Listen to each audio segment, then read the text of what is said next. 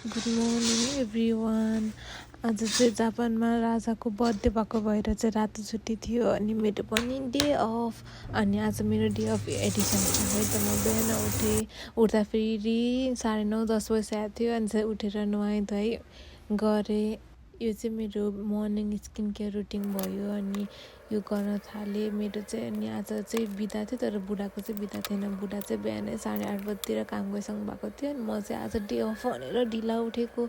उठ्दा फेरि नै ढिला भइसकेको थियो अनि त्यसरी अनि उठेँ अनि त्यसरी नुहाइधुवाइ गरेर आफ्नो स्किन केयर चाहिँ अलिअलि गरेँ। म चाहिँ खासै त्यस्तो गर्ने मान्छे त होइन। यो चाहिँ मैले एल ब्याङ्कबाट चाहिँ लिएर आएको थिएँ अनि त्यो गरेँ। अनि त्यसरी एज अ नेपाली भइसके पछाडि चाहिँ बिहान उठ्न साथ धुप त बाल्नु पऱ्यो। अनि त्यसरी भगवान्लाई एकछिन पूजा गरेँ, धुपसुप बालेँ अनि त्यसपछि तातो पानी लिएर म चाहिँ पढ्न बसेँ। हाम्रोमा चाहिँ सानो क्लासेसहरू चाहिँ लिइराख्नु पर्ने हुन्छ। त्यहाँ ड्युटीमा चाहिँ भनिराखेको हुन्छ क्लासहरू पढ्नु भनेर। उनीहरूले यति धेरै लिस्ट दिएको हुन्छ अनि त्यो अलिअलि हेर्दै जानुपर्छ। बिदाको दिनमा चाहिँ एउटा दुइटा क्लास लिए पनि सजिलो हुन्छ नि त। अनि फेरि एउटा दुइटा क्लास चाहिँ लिएँ अनि त्यसरी बन्द गरेँ, ल्यापटप बन्द गरेपछि मेरो फुललाई पनि आज चाहिँ अलिअलि पानी दिनु पऱ्यो। बिदाको दिन बिचरा यिनीहरूले पानी नपाएको पनि कति भइसकेको थियो। अनि त्यसरी पानीहरू दिएँ अनि त्यसको मलजल गरेँ। आज मैले कस्तो राम्रो भइसकेको छ मेरो यो मनी प्लान्टहरू होइन। अनि त्यस पछाडि अब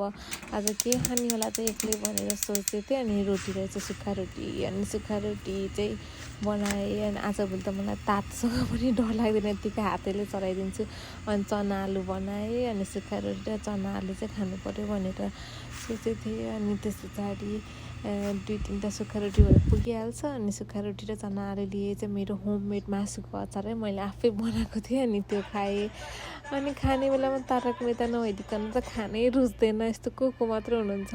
अनि तारक मेहता हेर्दै खाँदै बसेको थिएँ। अनि अब फेरि खाइसकेपछि भाँडा त मार्न पऱ्यो। अनि फेरि भाँडा टन्नै थियो, भाँडासाँडा माझेँ ओरेँ। अनि बिदाको दिन फेरि दिउँसो पनि सुत्नु पऱ्यो, निद्रा लागिसकेको थियो। अनि फेरि मस्त सुतेँ म बुढा नआउन्जेलसम्म। Bye bye. Thank you so much for watching my video.